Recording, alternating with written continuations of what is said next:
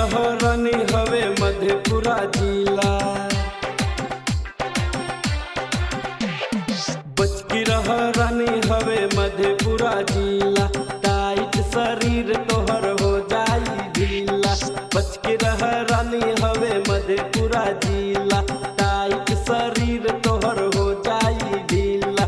लहंगा remote से उठा दी कमरिया, ककरी बना दी डोरी पर रोरी चला दी। कमरिया ककरी बना दी डोरी पर रोरी चला दी।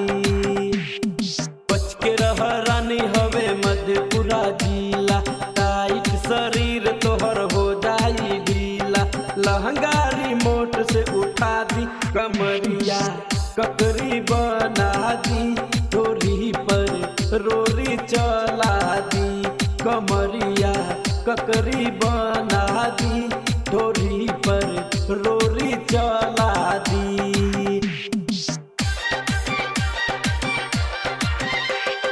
डीजे उमेश, सुखीपुर बाजार।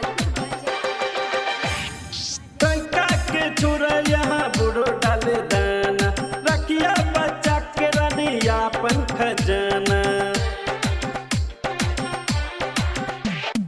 टंका के छोरा यहाँ बुढ़ो डाले दाना, रखिया बच्चा के रानी अपन खजाना। ना तो ये रानी बड़ा पछतैबो, लुट जाई धन कुछ कहियो ना पैबो।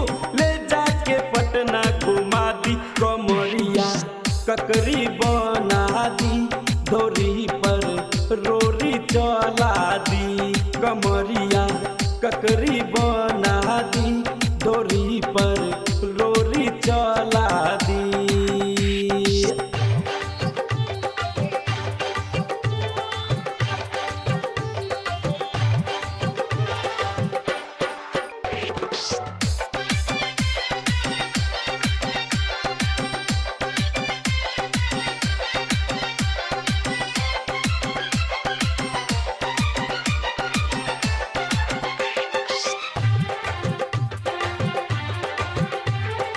Music by DJ Umesh, Sukhipur बाजार।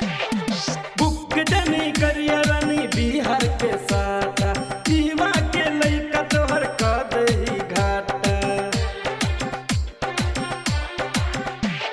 बुक जनी करिया रानी बिहार के साटा, जीवा के लइका तोहर कर दी है घाटा।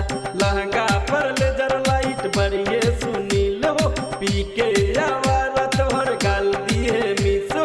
पर्दा पे गर्दा मचा दी कमरिया, ककरी बना दी डोरी पर रोरी चला दी। कमरिया ककरी बना दी डोरी पर रोरी चला दी।